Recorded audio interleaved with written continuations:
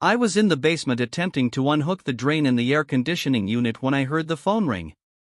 Natalie was cleaning the dishes in the kitchen, so I assumed she'd answer the phone. I heard her pick up the phone via the vent on the second floor. "Hello, Catherine. It's nice to hear from you. How long has it been?" I did not like Katie. She was Natalie's high school acquaintance and I had never liked her. Fortunately, we moved out of Lancaster soon after being married. I wish it were a little farther away.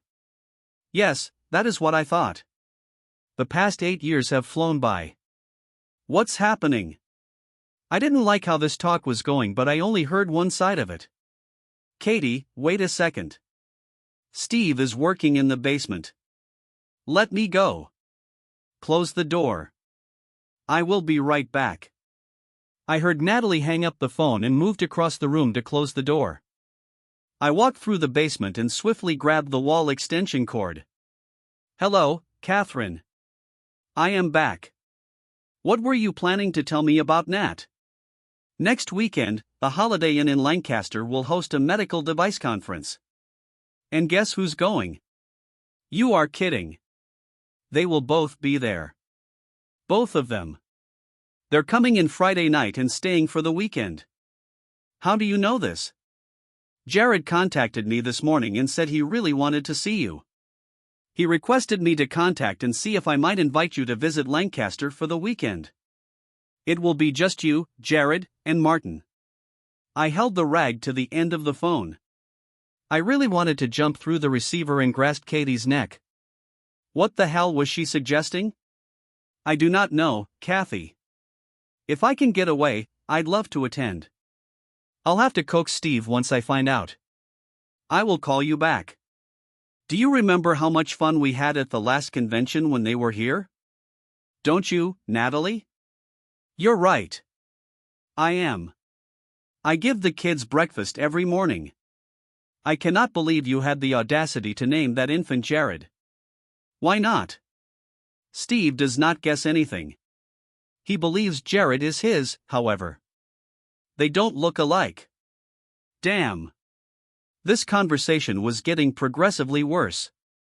I rapidly replayed the incident in my memory and discovered that 8 years earlier, Natalie and Katie had an affair with these two guys and Natalie had become pregnant by Jared. She had passed the baby off as mine and naturally never mentioned the affair.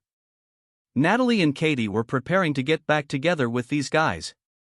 "Kathy, I will call you back as soon as possible. If I can't get away with an overnight stay, I might be able to come over for at least one day. It will be better than nothing." "Okay. Please call me as soon as you know." After we all hung up the phones, I had some time to reflect. We have 3 children. Jenny and Lynn were in high school when Jared came along roughly 8 years ago. The 2 girls are attractive and have bright personalities. They are studying hard in school and getting ready for college. Jared, on the other hand, seems uninspired. He isn't interested in education or sports. I like Jared despite his weaknesses. Natalie opened the basement door. "How are you, Steve? Are you prepared for coffee?" "I'm almost finished. I'm going upstairs now. I believe I'll take a shower before doing anything else." Following a lengthy hot shower, I sat in front of the television with my family. I was trying to decide what I should do. Natalie had made a significant error that she later regretted. This was something she had done consciously and intended to do again. I wasn't sure if I wanted to halt it and keep the status quo or fix the problem. If I determined to solve the issue, I needed to figure out how to do so. I felt silly because after 20 years of marriage, it had never occurred to me that Natalie might be having an affair. "Steve, I chatted to Kathy from Lancaster today. She invited me to come down and spend the weekend with her. Do you have any issues with that?" "No, not really. I will be busy at work, so if my parents can watch the kids, that will be good. On one condition." "What is that?" "Remember to bring your cell phone in case there is an issue." "Okay. Thank you, sweetie. I'll bring my cell phone with me and I swear there will be no problems." The Volvo will not break down and I will be able to do a lot of shopping with it. I'll probably leave Friday morning and return Sunday night. Will that work for you? I believe it's quite good.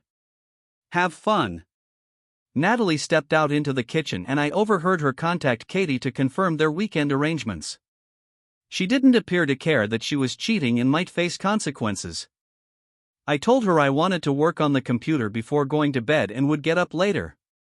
Finding the website for the East Coast Medical Equipment Dealers Convention in Lancaster was simple. It included everything about the convention. All of the exhibits were mentioned, together with a floor plan and a schedule of lectures and seminars, with times and locations. There was also a list of all the exhibitors, including their hotel room numbers. Jared Kramer and Martin Blank were staying in room 411 from Friday to Monday.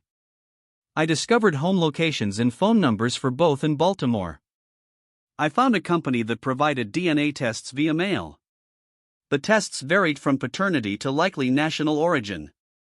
Most tests are less than $100. Samples might be collected at home, mailed with a check, or paid online. I filled out an online application form and paid for the paternity test using PayPal.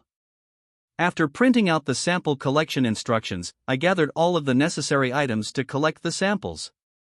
I produced a mailing label and packed a padded envelope for priority mail. I prepared several CD mailing cartons and a stack of blank CDs. Jared and Martin's wives are likely to desire a copy of the evening's activities. I worked for a corporate security consulting firm. My work schedule was flexible, but because I had free time, I chose to take a week off. Another advantage of the job was the availability of many tools that I might utilize to acquire information. By this point, I'd very much concluded that I was done with the marriage.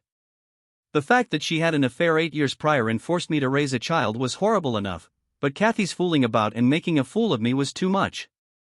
I couldn't forgive that, and now she was at it again. It has to end permanently. The next day, I collected DNA samples from the children. They thought it was cool. Then I went to the bank and deposited nearly all of my funds into a trust for Jenny and Lynn, leaving $12,000 in cash. I was able to set things up so that the trust was protected from my wife or a devious divorce counsel. I made arrangements to cancel all credit cards and checking accounts on Monday morning and start a new account in my name exclusively. I was going to lock the home so Natalie would have to go somewhere else to sleep. I was confident she could find a legal way inside the house, but I hoped to have other matters resolved by then. We could make a decision concerning our kid Jared later, even though he was not mine. I felt responsible for him. I stopped by the Seymour Slump's office. Seymour had been my lawyer since we began reading. He was honest and hardworking. I liked him. I tried to convey the situation to him as clearly as possible. He pushed me to ensure there was no possibility of reconciliation. In addition to the divorce processes, I requested him to contact Jared Kramer and see what he could do for my son. I offered to pay $1,500 a month in child support retroactively or have him foster the child. The final alternative was for him to waive all rights to Jared so that I could legalize their adoption. I was confident he'd agree to the last option. Seymour had all he needed. I agreed to send him photos and audio tapes he could use. He provided me an office, an email account, and a shipping address for printed goods. Betty Moore was the most annoying real estate agent I have ever encountered. There was absolutely little about this woman that I liked, but she was a hard-working, dedicated employee. I marketed our property for sale and executed many powers of attorney for her. I told her Natalie would have to collect any autographs she needed herself. She chuckled and said there would be no problem. I informed her that the locksmith would provide her with a new set of keys and a wireless video camera disguised as a smoke detector. It was the best fit for the job. I took 2 of them in for bug testing. I also needed a clipboard, a pair of cubes with the company logo, and 3 laptops. I issued an order on business letterhead to replace the defective smoke detector in room 411. I packed the PCs and recording equipment in a standard suitcase. I carried a little stepladder with me. The Holiday Inn had room 311 available, which I reserved under a different name just for Friday. It had Wi-Fi internet. Walmart offered the best deals on discarded cell phones. I took two, just in case. My parents moved into an ancient farmhouse outside Lebanon a few years ago. It was too enormous for the two of them, but Dad had always wanted it. He owned a large garden, hens, and an orchard. Jared enjoyed going there. They were willing to put up with us for however long it required. Dad liked Jared, but named him Jake. He used to say Jared resembled a sandwich salesman. Jared seemed to prefer Jake more than his real name. A few years ago, Dad purchased a large motorhome and a small child to tow it around in. He used it 3 times before losing interest in it. I instructed Daddy to get the motorhome started and ready. I knew the girls would be unhappy about having to leave their pals for the summer. They still had 1 year of high school remaining before college, and they intended to attend a prep school in Vermont. Natalie refused to spend the money, despite their age difference of a year. They were in the same grade. Do not ask. I had no idea how Jared would take it. I would address the problem at school later. Right now, I had other issues to cope with. At the very least, all of the kids enjoyed spending time with my parents. Natalie departed early the next morning. She got all dressed up and thanked me again for allowing her to spend time with her pals. I encouraged the youngsters to prepare for their trip and bring enough supplies to last the entire summer. The females grumbled as much as I expected. When I told them to bring brochures from the prep school in Burlington, everything turned out well. They packed all of their school clothing with them, just in case. Surprisingly, Jared appeared to be enthused about the vacation. Jenny stepped up to me and stood there. Jenny, what do you need? Are you already packed? Dad, I'm 17. I'm not a kid anymore. Tell me what's going on. I'm not sure I understand what you mean. Are you and your mother having problems? I do not think that is something I would like to talk with you. If there was anything going on, Mom and I would attempt to conceal it from you. Why don't you pack the remainder of your belongings? No, Dad. I am serious. This time, however, things appear different. Lynn and I want to know what's happening. We believe we have the right to know. I didn't want to say anything to her about it, but I knew it was going to come out eventually. Okay. I'm not really pleased with your mother and I's connection. Things are not going well. I'm not sure what's wrong, but I know something is wrong. Is your mother cheating on you? I paused for a long period. I'm not certain, but I think so. Jenny turned and shouted as she ascended the steps. You were correct, Lynn. What does this mean? Better let Lynn tell you. Lynn was heading down the stairs towards Jenny and me. Tell them, Lynn. Do I have to? Yes, he knows, but you still need to tell him. Lynn stared at her feet. Eventually, she spoke. Approximately 4 months ago, I was skipping school with one of the guys in my lab class. We dropped by the house so I could purchase some CDs. It was a Wednesday and Mom typically goes shopping. Were you at work in Boston? I believe we were walking down the street when we noticed a gold SUV come into the driveway. Floyd, who works with you, got out of the car and Mom left him at home. We sat outdoors for nearly 2 hours before he came out. I waited another 10 minutes before entering the house. Mom was taking a shower and your room was completely messed up. I left and returned to school for the remainder of the day. When we arrived home, she had already begun dinner. The bed had been made and there was a mound of linens in the dryer. I informed Jenny, but she did not trust me. Nobody said anything for nearly 30 seconds. Thanks for informing me, girls. It's not something I wanted to hear, but it's excellent that you informed me. Jenny detected a tear in my eye.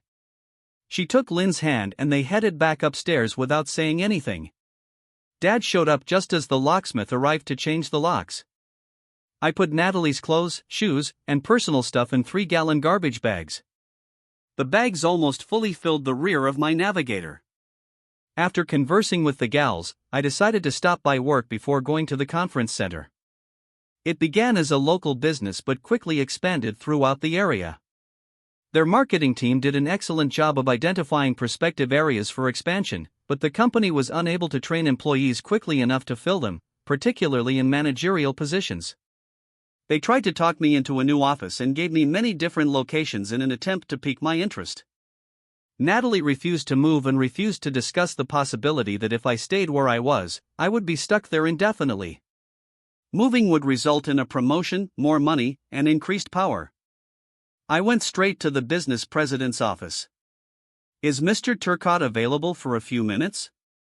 "I believe he can squeeze you in, Steve." "Wait a minute." I'd always loved Turcotte the secretary, and I suppose she felt the same way about me. George Turcotte emerged from his office and offered his hand to me. "I hope you've come to tell me good news, Steve." "Yes and no." "Helen, please bring coffee to the office and hold my calls for a while." "Okay. What can I do for you, Steve?" "First, I've decided that I'd like to be considered for one of the new leadership posts in the area where you believe I'd be most useful." "That is excellent news. If you don't have a preference, I have a fantastic option that I'd love to choose." "How do you feel about Anchorage?" "Believe it or not, that sounds ideal."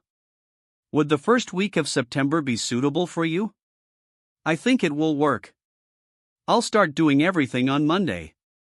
"What is the second thing?" I realize that seems crazy, but I wish Floyd Cooper had been assigned there to work for me. George slumped back in his chair, chuckling. "You found out, right?" "I'm not sure what you mean, Mr. Turcotte." I couldn't keep a straight face while saying that. "Steve, nobody wanted to tell you anything." I didn't like what was happening, but I had no idea what to do about it. "Suppose I fired Floyd?" "I was worried you would find out, and I didn't want this to happen." I decided it was best to keep things quiet. Unfortunately, Floyd Cooper turned out to have a large mouth. He began bragging about his romance with your wife. Tracy, Floyd's secretary, approached me and objected when he began exhibiting images of himself and your wife that he had downloaded on his computer. The legal department is currently working on something, but I've kept them on a short leash to protect you. Now that you know, I can just fire Floyd. It is far more sensible than paying the money to transfer him to Alaska only to fire him later. You're correct. I hoped I could cause a little more damage, but I suppose retribution is a horrible management strategy. I'll go with whatever you think is fair. George pressed the intercom button. Helen connected me to Tracy Tolliver. After telling Tracy what we were doing, we had to complete Floyd's office. Floyd was at work in Allentown. Tracy Tolliver was a very attractive woman. She was just under 30, and she was maturing gracefully. I had always been attracted by her golden hair and blue eyes. She stood barely a few inches taller than 5 feet, but she carried herself like an Amazon. I've never understood how Floyd ended up with the best secretary in the whole building. I later learned that she had requested 3 times to be transferred to my office, but my secretary refused to give up her seat. You will need these. She handed out 4 blank CDs, look under bills payable and click on Stoddard. Make 1 for yourself, 1 for your attorney, 1 for the legal department, and 1 for Floyd's wife. I've got postcards ready, but I need your attorney's name. I was astounded by her efficiency. This woman understood exactly what she was doing and how to accomplish it. Seymour slumped.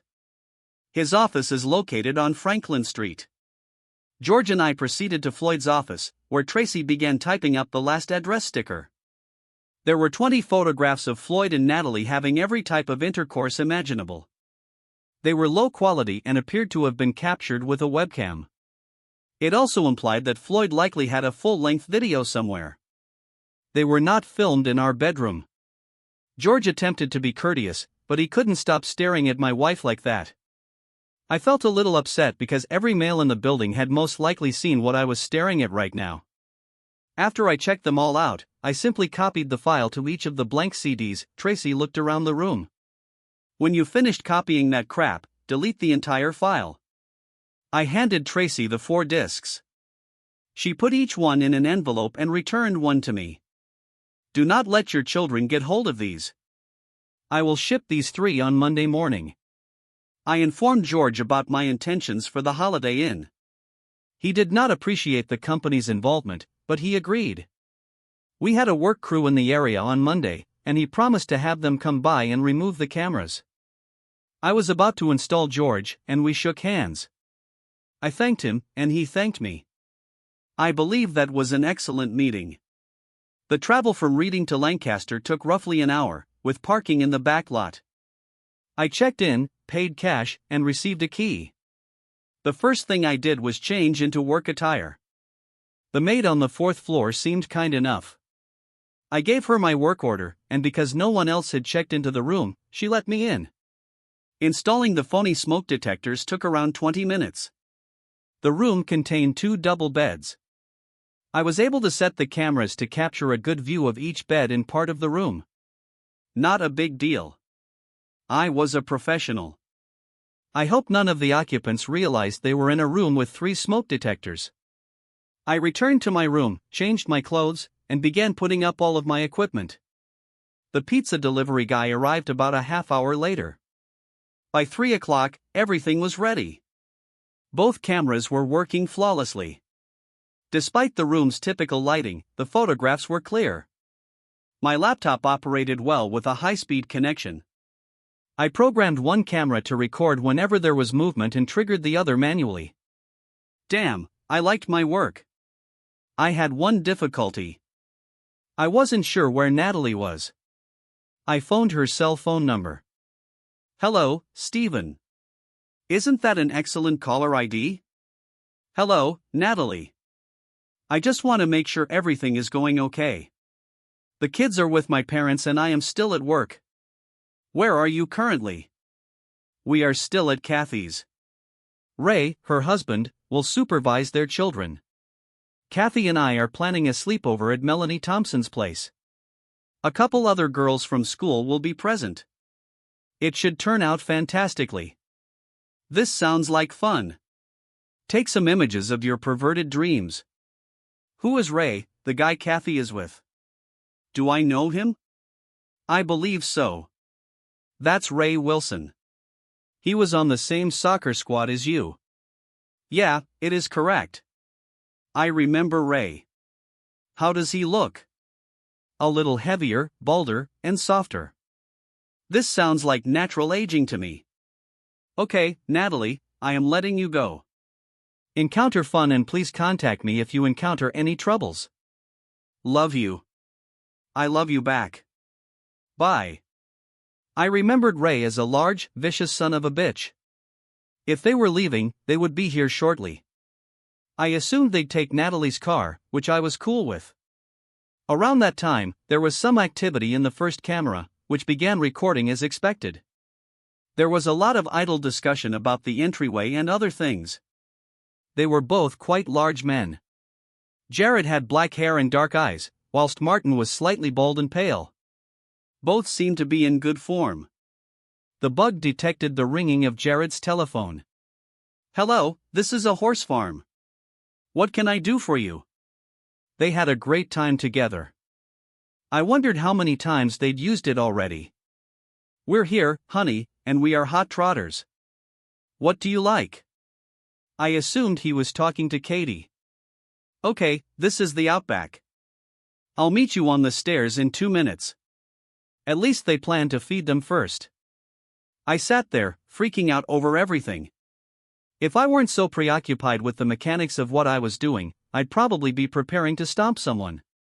I quickly exited the room and made my way to the stairs at the end of the hallway, which were located around the corner of the building. I noticed Natalie and Katie waiting for me in the foyer. They giggled like 2 schoolgirls. A minute later, Jared and Martin stepped out of the elevator. Natalie instantly took Jared's hand and kissed him on the cheek in the same manner a wife kisses her husband. They went out and got into a black Mercedes driving away. I looked around the lot and saw the Volvo parked in the final row. At the very least, it made an effort to blend in. Within 5 minutes, I was already packing garbage bags with her clothes and other stuff into the van. I was confident she'd return from the dinner a little tipsy and not see anything in the car. I put a letter on the driver's seat saying that the house locks had been changed and that I would be taking the kids on an extended vacation. I stopped at Taco Bell to fortify my system for the rest of the evening. They'll eat ribs and I'll grab a burrito. Suprema. Life simply isn't fair. I returned to my room and waited for the inevitable. I attempted to figure out what else I could do. It took nearly an hour before they returned to the room. I knew what was going to happen when they arrived, but I wasn't sure what to do. I concluded that they had not convened to play canasta. I knew what was going to happen for the rest of the evening and I wasn't pleased. I suppose Natalie and I were doing great. I assumed she was pleased because she never grumbled or expressed unhappiness with anything. When Jared was born, she told me all kinds of stuff.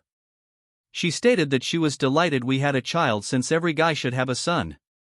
I wondered if she had called Jared's biological father to congratulate him at the first opportunity. Damn, that was depressing to think about. I hated spending all these years with this lady who could cheat on me at any time and not feel guilty about it. A woman who could force me to raise someone else's child and find it funny.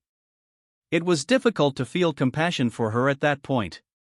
I continued to prepare all I needed.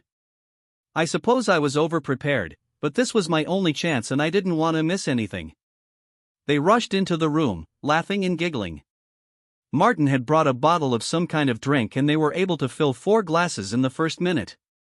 Katie removed 2 pillows from the bed and flung them on the floor. Okay, let us begin. I couldn't believe I was seeing my wife make love to another man with such intensity. I was not only irritated but also jealous. The cameras were working flawlessly. I had to pull my gaze away from the orgy to ensure I was shooting everything. It was nearly as good as a typical adult film. I am getting near. Jared screamed, "Get ready for dessert." Thank you so much, Martin. You could have at least let me know you were prepared. Consider how many good things I've squandered over the years. I was able to capture several photos using my Zoom camera. After that, both couples had active missionary sex. This episode provided me with some excellent photographic opportunities. It was break time in room 411. Katie had gone to shower and Natalie was brushing her teeth. Jared and Martin were just lying down and sipping beer. I grabbed the discarded cell phone and phoned Baltimore's number. Hello, Mrs. Kramer. Walter Perkins is attending the medical device convention in Lancaster. Are you Jared Kramer's wife? Yeah, but he isn't here right now. I understand your husband and Mr. Blank earned special distinction at today's event. We would like to give you photos from the ceremony.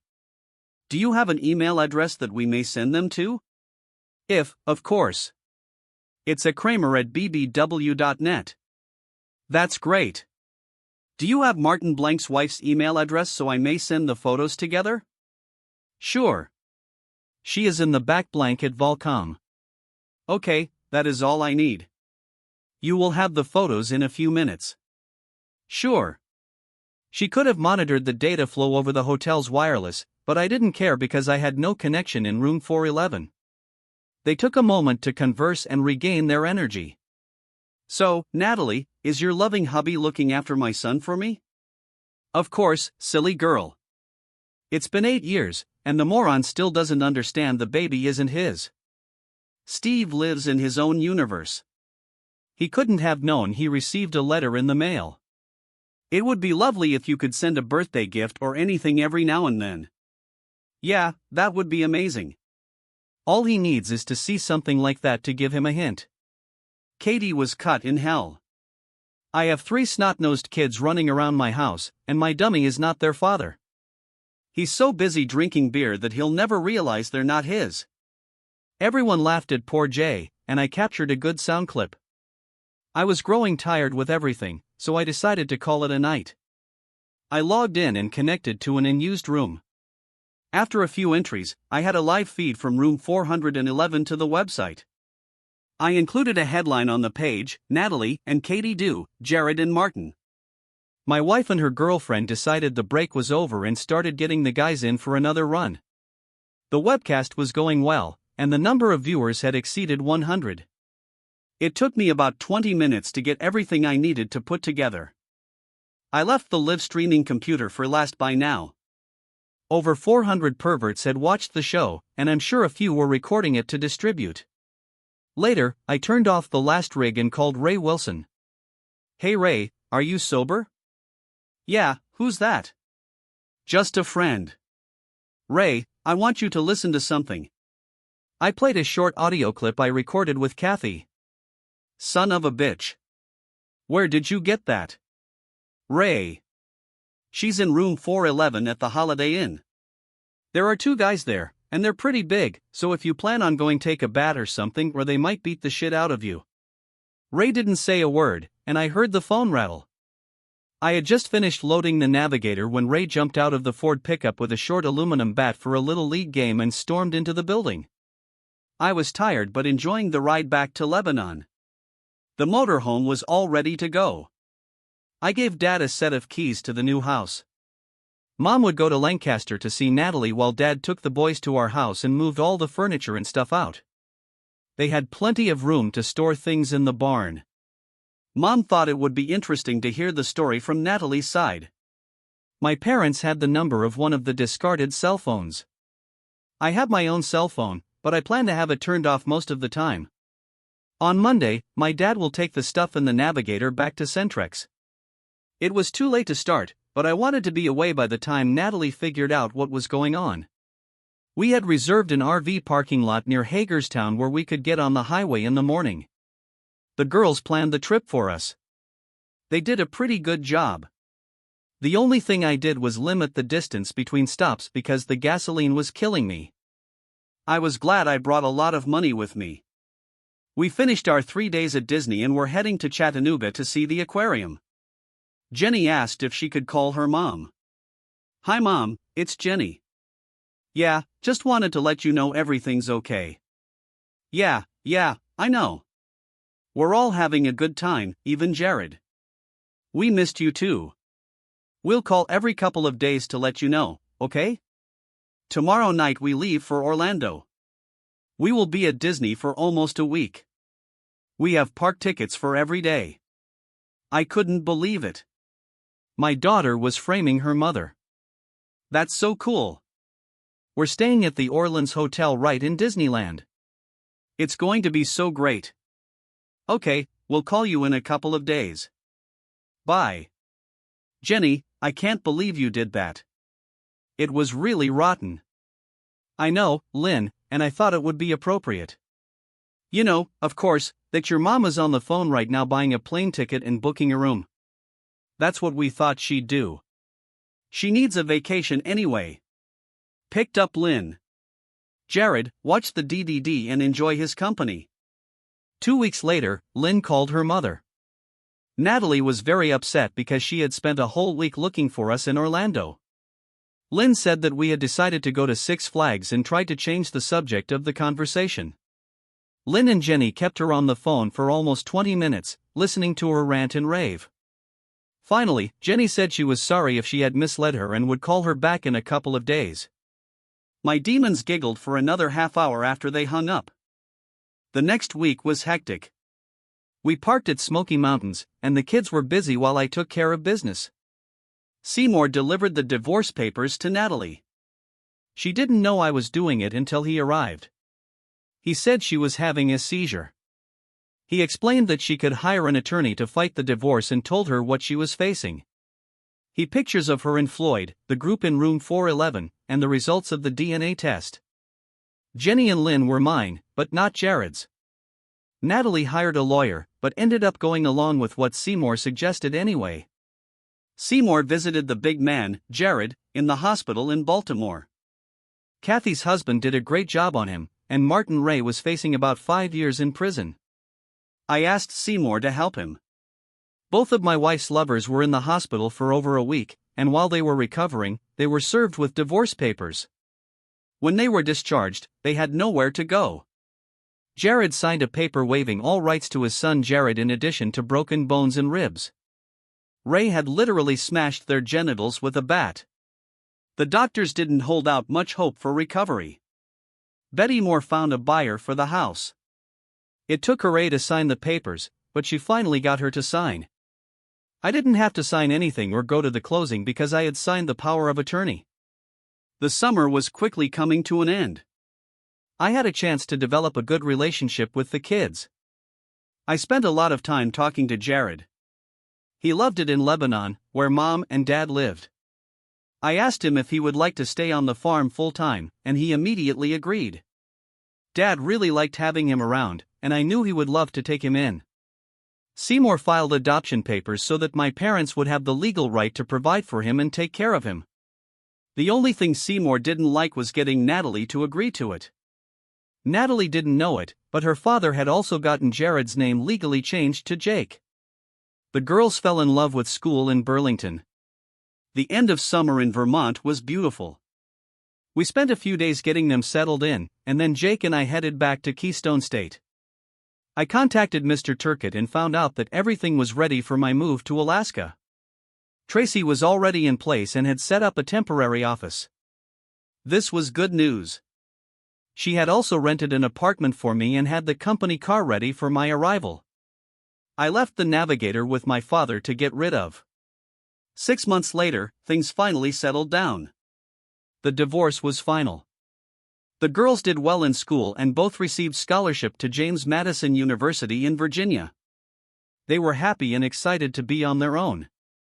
Natalie hadn't heard from Natalie except for a few phone calls. Jake was doing better in school and he was head over heels in his new hobby of raising bantam chickens. One day Natalie came to visit him. She was driving an old Ford Escort and told her father that she had to sell the Volvo to pay for her divorce expenses. That was total bullshit because I ended up paying for both lawyers while she was there. Natalie insisted on calling Jake, Jared. Jake corrected her each time and eventually left. Natalie began to lash out at my father, talking about how vile it was to take away a child's birthright. My father said it was too easy a blow, so he refused to take it and just left with Jake. Jake's mother never went back to him. She received $11,000 from the sale of the house. Katie and her decided to celebrate the divorce and went to Las Vegas. All the money was gone in 4 days. I don't know what Natalie is doing now or where she lives. Maybe she moved to Baltimore. Needless to say, I love Alaska. Let's get to the next story. I, 32 male, just discovered my wife, 30 female, cheating in our marital bed a few hours ago. Right now I'm holed up in my dad's fishing cabin trying to wrap my head around what I do from here. I feel destroyed and worthless. I feel anger due to that rage. My entire life just got flushed down the toilet and I have absolutely nobody to talk to. The one person I thought I could talk to just betrayed me and tried to lie about all of it. I just scared the hell out of 3 people, one of which was me. If the cops aren't looking for me right now, I'm lucky if they are. I'll deal with that when I'm forced to. I work in construction demolition, to be specific. The crew I work with travels often and I've been gone 10 days out of the 14. I was supposed to be gone due to rain. Very difficult to blow up with things. And the forecast? I decided to catch a plane back home until I was certain we could work again. The flight I took didn't get in until midnight. I wanted to surprise my wife, so I didn't let her know I was coming. I drove the 45 minutes from the airport to our house. 8 years ago, my wife found some beautiful acreage far from any other homes through her job in real estate. 2 years later, I was finished building our house, which we have loved ever since. We have a 4-car garage, so any cars parked in front is unusual. A black SUV I didn't recognize made my heart sink. I instantly knew I hadn't sensed any troubles with our marriage. We hadn't had any fights. Our sex life was great and frequent. But I knew somehow right then and there what I'd find once I went out. If the car had belonged to a relative of hers who was visiting, she would have let me know. Part of me hoped it belonged to a female coworker who had a little too much wine during a visit and needed to sleep it off, but that would have been highly out of the ordinary. I sat outside the house for at least 15 minutes thinking things through, but I parked my car about 6 inches from the driver's side of the SUV, which was parked beside a retaining wall. Whomever it belonged to wouldn't be entering their car to leave without my saying or breaking out a front or back window. I cut off my car and entered through the back door via the deck. I have a concealed carry weapon permit for a gun. I had put on my holster before getting into my car at the airport and driving home. I wasn't afraid for my life, but I was afraid of losing my temper and taking the life of someone else. Walking into my house, everything was quiet. At first I didn't think anyone was home, but with a finished meal for two on the table and a sink full of dishes, I knew something was up. I calmly walked down the hall to our bedroom and slowly turned the knob. I pushed the door open but didn't hear any commotion or movement at all. The room was pitch black, dark. I walked over and turned the light on in the bathroom. When I turned around, there was my wife completely naked, laying on top of some naked guy I'd never seen in my life. I was crushed. It felt like someone had just laid a pound 100 boulder on my chest. I felt tears welled up in my eyes, but I knew tears were pointless and would do nothing to help the situation. I pulled out my phone and began recording. I walked around the bed videoing the pile of flesh in front of me. It began to sink in that my marriage was over. I realized all of our property would be divided evenly, even though I'd been 100% faithful. I suddenly realized the house I built with my own bare hands would have to be sold when we divided assets in the divorce. Being physically betrayed felt worse than any pain I could have imagined. Knowing I was getting ready to be financially gutted nearly made me lose my shit because it seemed so unfair. But I knew damn well I was done with her and would never touch her defiled body again. I was disgusted by what I saw, but mostly at my wife. In my mind she had gone from sweet, devoted wife to alley crack whore in the span of 15 minutes. Neither moved at all. I was fairly certain they were both passed out drunk. Since the house was going to need to be sold, I suddenly didn't care about any damage to the house I'd worked so hard on. I pulled out my .4 or .5 and just looked at both of them betraying me in my own bed for a second or two. I contemplated shooting her, knowing those bullets would pass right through.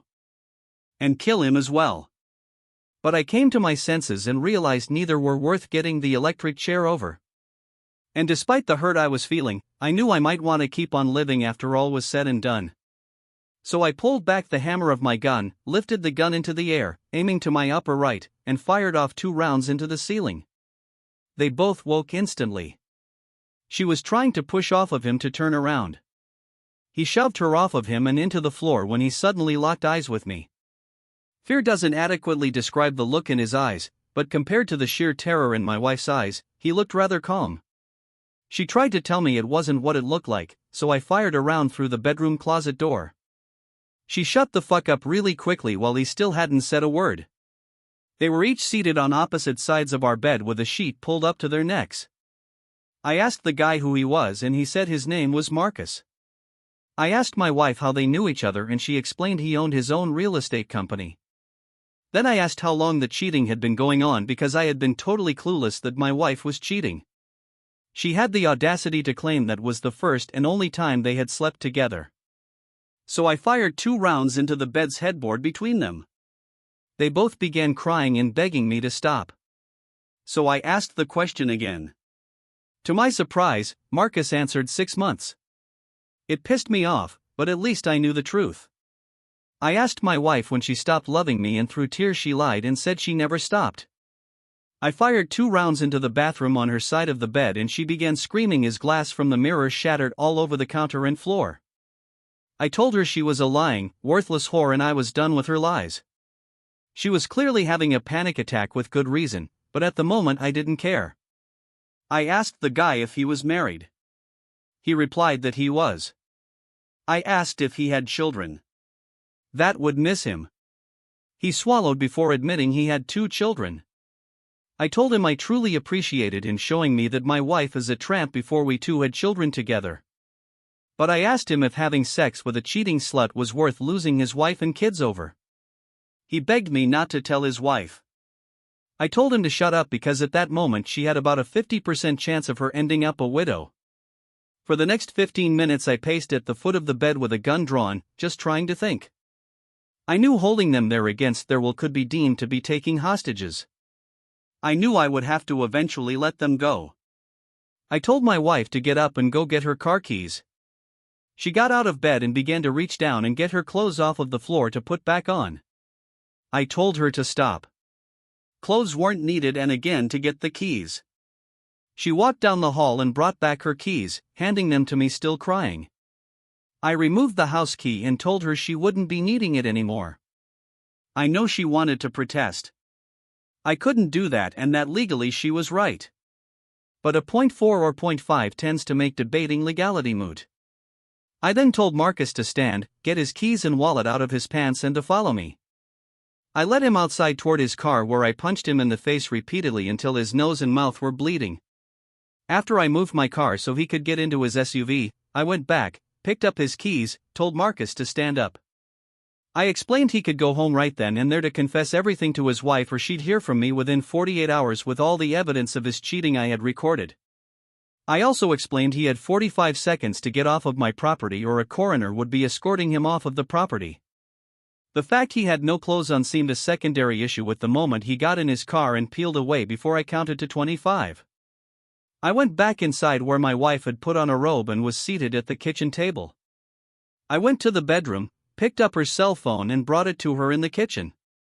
I asked if she wanted to call her parents or her sister to pick her up. She refused. I even asked if she'd like to call the police. I think she anticipated us discussing things to clear the air. So she said no. She began to try and explain, but I stopped her yapping and told her we were done forever as far as I was concerned. I explained our home was no longer her home and she needed to get in her car and drive anywhere. That wasn't our house. I explained I no longer felt any love for her at all after what she'd done and there would be no second chances. She began to apologize, cry, and plead. 2 rounds fired into the double oven and 1 into the fridge brought blessed silence. Having your nearest neighbor over 2 miles away has its benefits. I explained to her at that moment I did not care if I lived or died and that she had totally destroyed me with her behavior. I also explained that all love I ever had for her turned to hate the minute I saw she and Marcus naked together. If I could have, Thanos snapped her from existence and my memory at that moment I would have. I told her I was barely maintaining my composure with the feelings I had of loathing her. I said it would be best if she went to the garage, got in her car, and drove away forever. Through tears, she went out in the garage, got in her car, and left. That was about 5 hours ago. Realizing I may have committed a crime or two with my reaction, I didn't want to deal with any cops that happened to show up. I turned off everything and locked the doors before going out and getting into my car again. My dad owns a fishing cabin he and his buddies use fairly often. I drove here and used the hidden spare key to let myself in. It was far too early to call anyone when I got here. I decided I needed a drink and I'm about a quarter way through a bottle of my father's Balvenie scotch. Dad is going to be pissed about that until I tell him what my wife did. Plus, I'm pretty certain it's the bottle I bought for his birthday last month. I really don't know what to do. I've read through posts here and other subs on Reddit looking for answers, but most seem to be people trying to figure out if their spouse is cheating. I already know the truth. Well, I know as much of the truth as I want to know. The reasons for infidelity all ring hollow. Other posts seem to be some strategies to get a cheater back. Why anyone would want to get back at cheating spouse is beyond me, but I want a divorce. I want it in my favor and as fast as I can get it. She doesn't have the option to pick me ever again. I'm a human, not a carnival prize. I want to remove her from my life and burn any reminder of her in my life. I don't want to ever see or hear from her again. Can everything be taken care of by lawyers? I have money to get things started. What I don't have is the time, energy, and patience to be dealing with this bullshit. 8 fucking years of marriage down the drain. 8 years that I now consider one huge lie, because after what I just saw, how can I accept anything she has ever said to me as truth? 8 years of my life wasted on an evil bitch fraud. Part of me is wishing I had shot them both and just taken my own life, but that may be the scotch talking. Jesus, I have to get my shit tested just to make sure that Ford didn't give me anything. Actually, I've pissed away a decade on her now that I think about it. Her actions have invalidated my life and negated any value to my time with her. The only thing I will be taking from this marriage is that honesty and loyalty are things from the past. The only thing forever about any relationships anymore is herpes. That shit is forever. Love and marriage are all fucking lies. Really? Really down right now. Some, I'm sure, are already viewing me like some knuckle-dragging Neanderthal for responding with violence and threats. I also know some will give me grief for the use of one of my guns. I didn't shoot anybody and the bedsheets were already soiled before I fired a shot. If bullet holes reduce the price, the house can be sold by a few thousand. I can live with that. I just can't deal with this shit. Part of me wants to just eat a damn bullet and give up. The life I had is over and it isn't coming back, even if I wanted to. People are going to say I dodged a bullet. Irony. Not having kids with my wife and finding out she's disloyal, it doesn't feel that way right now. I go from crying uncontrollably to rage like I've never known. Either I face this or just end it all. And right now the second choice seems like the better option. Maybe if I pass out and get a little sleep things won't seem as bad, but I doubt it. The weather forecast looks like things will be clearing up enough to work in a few days, so I will need to be on a plane the day before. I don't like the region we are working in for various reasons, but part of me just wants to stay there when the job is done and not come back. Part of me wants to figure out where I want to start over if I want to even deal with starting over. How do I decide what lawyer to get? Is there a rating system online for legal assistance on Yelp or some other site? I hate damn lawyers, members of the scummy-ass legal profession. Now I have to find the most hardball lawyer I can find. Sorry for the wall of text. It wasn't as cathartic as I hoped, but nothing is going to remove this heartache anytime soon. What the hell am I supposed to do? What is the point of doing anything? The person I was focused on giving my all for is gone forever, and tonight I learned never existed. I wasn't perfect by any means, but I was faithful. I was never abusive.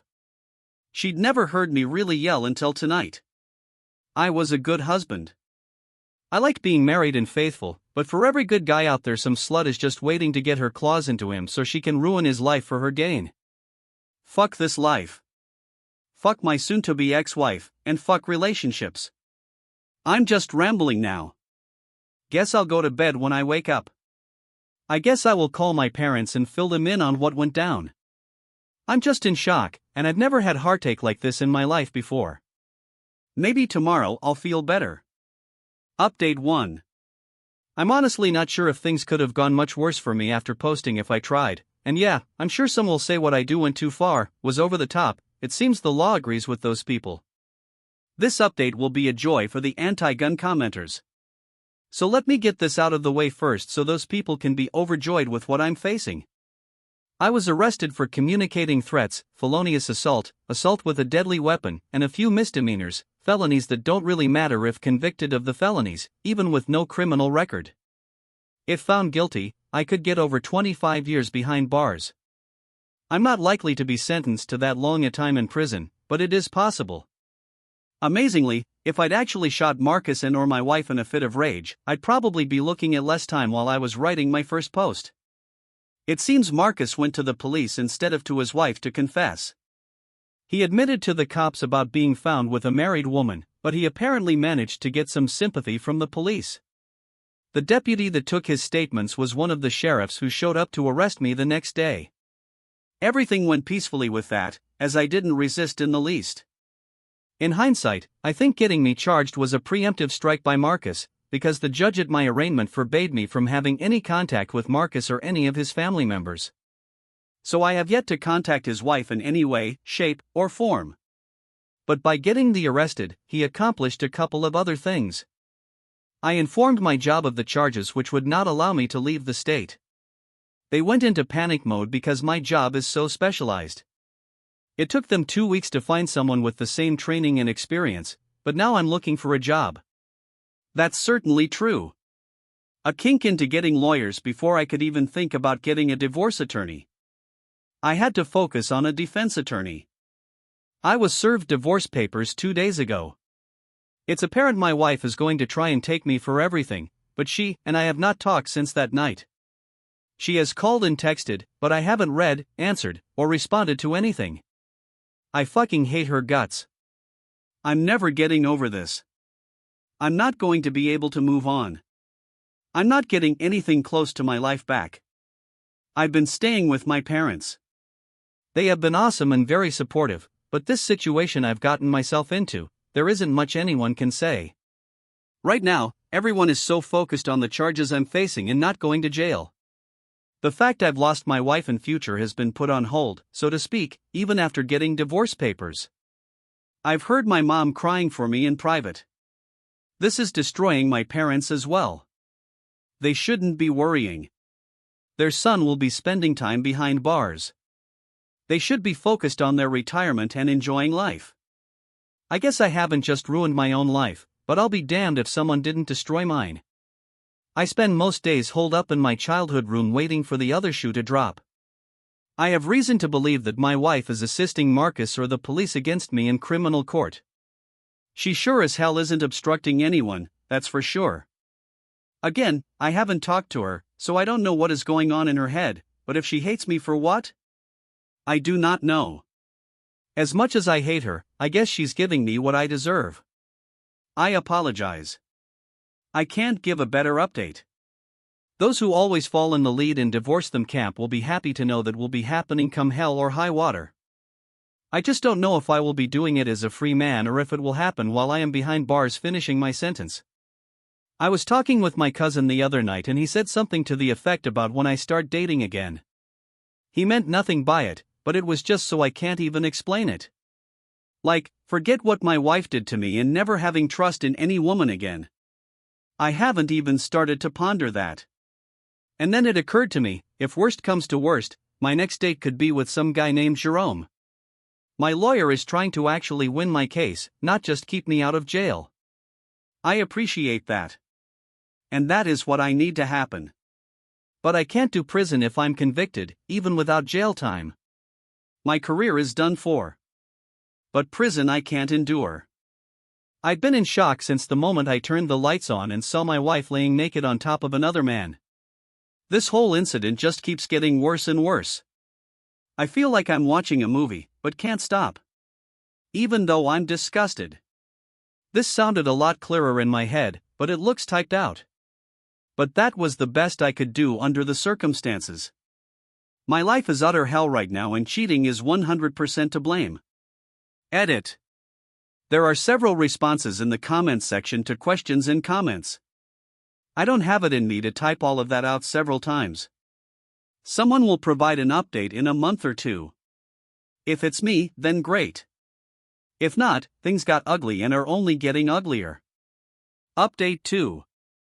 I will try and explain what has happened since my update, even though I know I will give incorrect legal terms and words in the process. But from what I was told, it is a federal law for the prosecution and defense to present all evidence and potential witnesses before a trial. There was a reason my lawyer kept the footage of my setbacks and Marcus cheating a secret. It wasn't like a trial, more like a hearing. But there was a judge presiding. My lawyer actually introduced a USB drive as the evidence, but had the footage on a tablet. Long story short, Marcus either didn't know I had proof or forgot I had told him. I did remember putting my phone away after recording them before I pulled my gun. So he and my wife never saw the phone. He refused to testify and the charges were dropped. His father is a retired judge and he a business owner. He couldn't have that entered into evidence and seen by the public from a trial with his name attached to it. So I truly dodged a bullet. My lawyer is almost certain she could have gotten a jury to find me not guilty, but no charges or trial is even better. Marcus left the courtroom before I was allowed to go. As soon as I turned my phone on, I got notifications about missed texts and calls from a random number I assumed to be my wife. I didn't respond to anything because I didn't read or listen to anything, but I was sure she just found out I had video evidence. She was either trying to make peace or war. Her lawyer could talk to my lawyer and know I still have not communicated with her in any way, shape, or form. The moment I saw her cheating on me, she was dead to me. If I want to talk to the dead, I'll have a silence. I have a very reputable divorce attorney and he was the person I was first trying to call after charges were dropped. Obviously the footage will be needed in divorce court so I can't go show it to Marcus' wife. Not yet anyway. I think she'd hear about things through the grapevine, but who knows? He probably made some sort of preemptive strike and told his wife something just in case, but I highly doubt he made a full confession. My parents were relieved. I called them on vacation to tell them the good, unexpected news. We all were expecting it to go to trial. Nobody truly expected that hearing to end things on the criminal front. Now I focus on divorce, and my lawyer has my wife's filed divorce paperwork. It's not going to be the cakewalk my setbacks thought it would be. As of right now, she is living in the house. That puts me at a disadvantage, but my lawyer is hoping to negate that with some filed paperwork. I do not want to move back into that house. I never want to live there after witnessing what I saw. Plus, I heard it needs some repairs and new appliances, but honestly, I don't want her to have it either, with housing prices through the roof. I want it sold outright as well as the land. She shouldn't get it if for no other reason, being the one who broke up the marriage.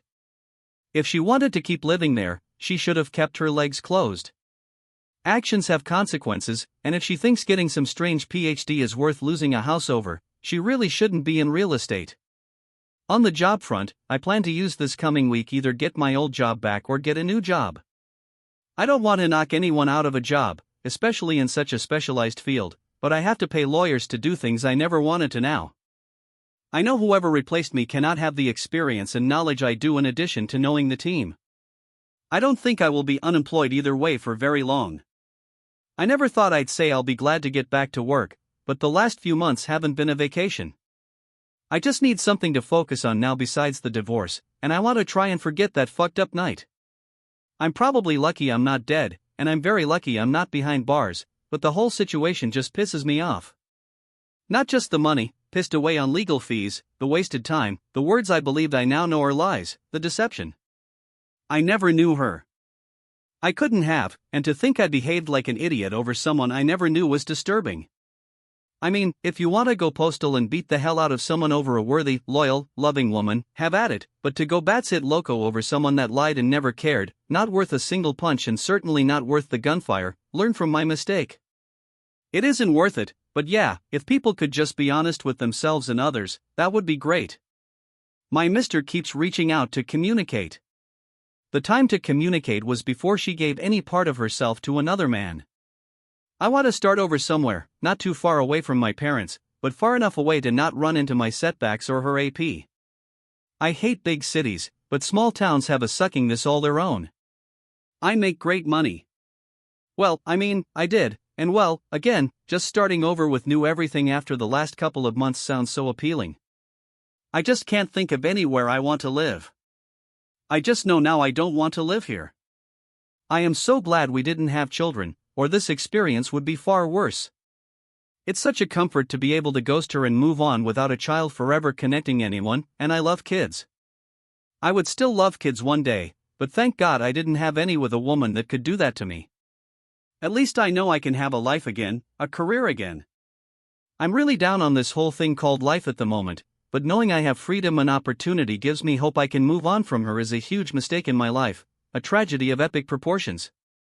I know I need therapy after all of this and what I did. I have an appointment scheduled in 2 weeks to start individual counseling. I already know I will get blasted over anger issues, but I need to hear it and I need someone to help me put my life back together after everything came unhinged. I appreciate the advice given to me here. I appreciate the kind words and even the haters. What I did was fucked up. I admit that I can only better myself going forward. I can't change who I was in the past. Final update, marriage demolition. I've been pondering for days how to even begin to explain what has happened and where things stand. I owed it to those that have given me good advice since my screw-up to give an update, but just writing out what has happened and all the details and drama would take way too long. Our lawyers began corresponding my setbacks. W side kept requesting. She and I talk and I kept saying no. Our side tried pushing the negotiations and get the ball rolling on our side. Every time the house and property got mentioned, my lawyer felt they were acting twitchy, whatever that means. But they still wanted to meet face to face and talk, saying it was very important for both of our futures going forward to partner together. I still wanted to say no, but my lawyer pretty much told me I'll have to see her in court eventually and we should meet. My lawyer wanted to know exactly what they would say and angle they were playing. I just didn't want to see her or hear her voice. They weren't willing to do a group text. So we met. We met in a conference room at my lawyer's office. I was seated when my wife and her lawyer came in. I wanted my gaze to convey a touch of hate with ample disgust thrown in. She started crying and walking toward me, so apparently it didn't work. I told her to back the fuck up, which made her cry harder. I began moving back and away from her, which got her to stop coming forward. I'll spare everybody the specifics, but I pretty much cursed her out worse than any human has been cursed out before that fateful night. She'd never heard me yell at her before that day in the conference room. I'd never cursed her, not even that horrible night. I let it all out. Every vile thing I had thought about her, every horrible thing I believed about her, and everything I wished would happen to her. Her lawyer was really shocked. Mine was just a little shocked, but I told him to expect it when he agreed to the meeting. My wife finally grasped I meant every word and hated her for what she'd done to us, what she'd done to me before the meeting ever started. We had to take a 30-minute break to calm down.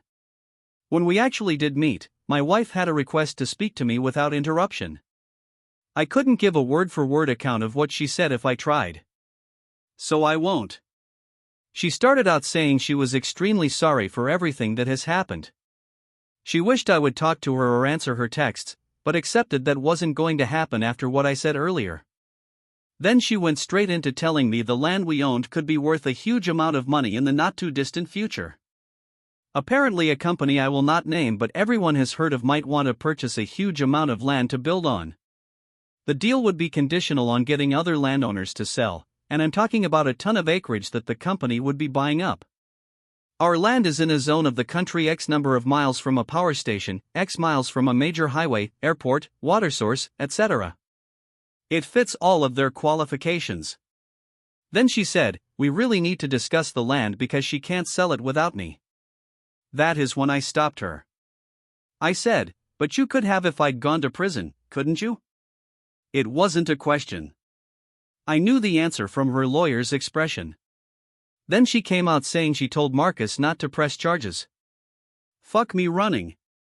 I wanted to hit someone, but I can't hit a woman and my lawyer would sue me. I didn't care. They kept communicating after that night, but it still pissed me off. She said they had to stay in contact because he was the person behind the attempted sale. As the agent, he stands to make a mint. As the owners, we stand to make more. He has government and real estate connections stretching far and wide because of his parents' careers, but when he saw the opportunity to remove me from the equation, he took it.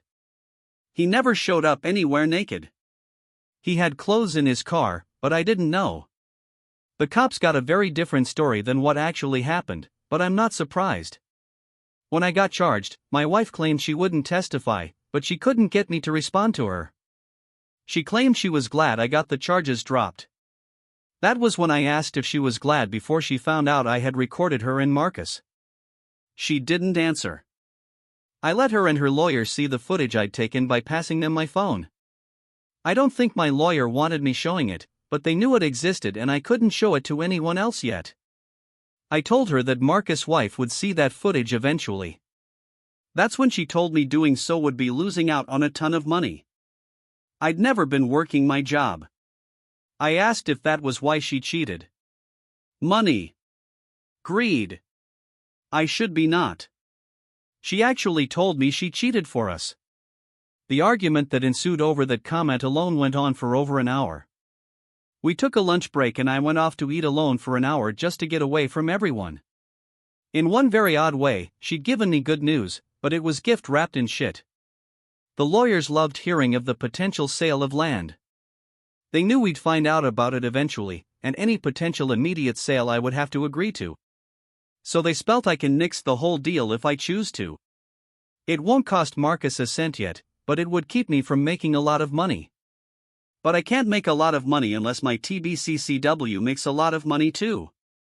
When I went back to the meeting, my wife pretty much explained how all of this got started. She was doing one of those parade of home showings. Marcus' agency was showing 2 of the homes. They knew who each other were from traveling in the same circles, but he approached her and asked if we were happy living where we were. From there, he explained, he knew an agent specialized in business manufacturing sites. He explained his idea and I guess she saw dollar signs. Marcus, a trusted POS in our area, could probably buy up the land from locals much easier than someone they never met. The two agents working together could easily buy low and sell high. The deal couldn't be made without us due to the positioning of our land. Marcus and my wife got involved talking to locals and planning things out. Then they got involved physically. So 6 months before I knew my marriage had ended, it ended. She swore the two of them just got caught up in their excitement over the money. She said it didn't mean anything, it was just sex. I wanted to try and break my recent world cursing record, but I tried to not explode. I asked if she and I used condoms.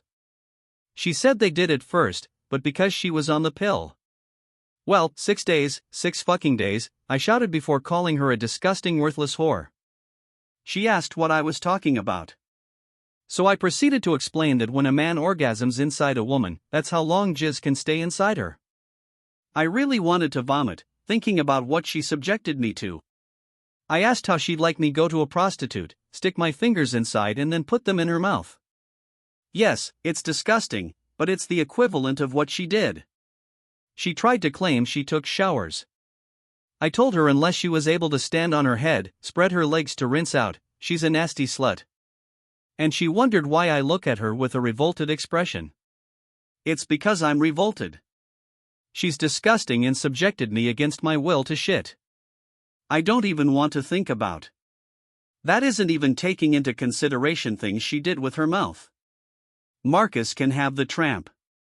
She's infected with his shoes now, but I had to get out of there. I was no more good for the rest of the day. I went and got drunk for the first time since my after party at my dad's cabin. Part of me should be really happy, and I am. I know if things work out, I'll be able to pay my lawyers in full, repay my parents tenfold, and have a huge amount of money to start over almost anywhere. But the BS I've had to agree to in order to get that money makes me sicker than my wife. 3 damn lawyers wrote up an agreement. Our 2 lawyers wrote up an even split divorce. We cannot divorce until the land sells or the deal falls through. But the divorce will go through, and my marriage is over. It isn't like I'm in some hurry to be single so I can marry again. I fucking ghosted her really well, despite my unfortunate marriage status. It isn't like I have to see or talk to the immoral Jezebel, but it does bother me to still have any tie with her in any way. I cannot contact Marcus' wife. Not now or in the future. I cannot show the footage of my wife to her parents or family, but she has told them we are divorcing and did admit to having an affair. Either way, I got my job back and start next week at a new site. There's talk of having the charges Marcus brought against me sealed from record or something, but my record is clean. Thank God. I'm still coming to grips with her excuses and her attitude about those excuses. Granted, I would be gone 10 days at a time. At no point did I suspect anything and our sex life remained constant. I wish it hadn't now. At least the poor sobs in dead bedrooms don't have to worry about swapping spit with a stranger. Her putting her tongue in his mouth or anywhere else and kissing me was the equivalent of letting a stranger spit in my mouth against my will. But sick. Cheating trash like my wife and Marcus don't seem to grasp that. I can only imagine Marcus' sex life with his wife continued during the affair. I really do wonder if she has any idea. She went down on my wife by proxy at some point, knowing what I know now. I'm glad I punched Marcus in the mouth, still glad I didn't kill them or myself. But they are both disgusting. Like lick a hobo's ass in an alley on a pile of garbage.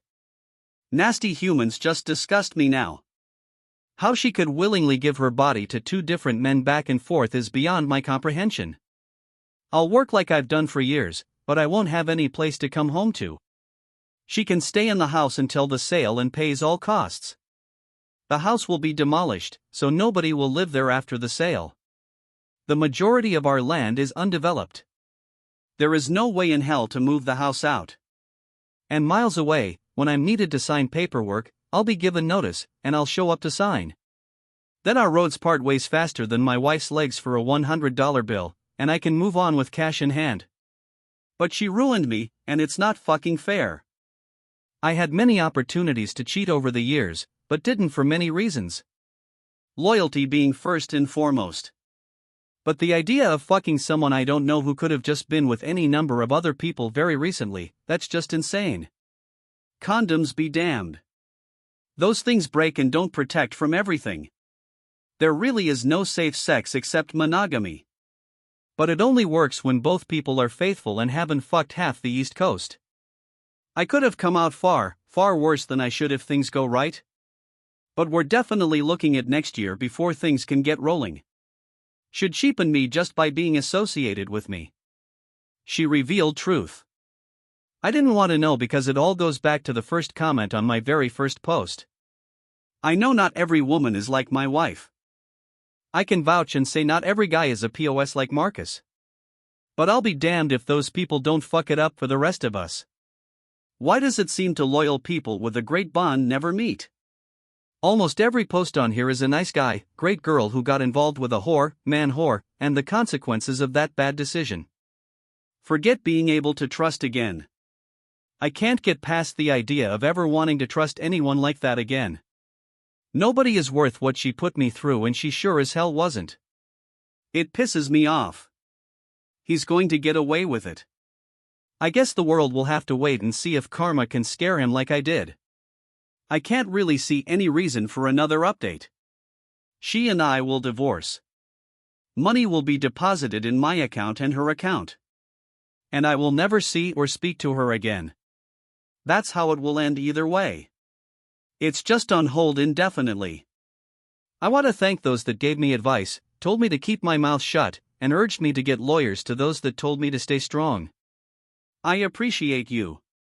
To those that felt I should eat a bullet, go eat a hobo diet, I will wait a day or two after posting to respond to a few comments. Then I'll probably go away. I pray healing for everyone who has been cheated on. I wish it upon myself. Thank you for taking the time to hear today's tales. If you enjoyed the article, please feel free to like and subscribe if you haven't already. If you have a tale to share with me regarding your own or someone else's circumstance, please do not hesitate to contact me. Take care.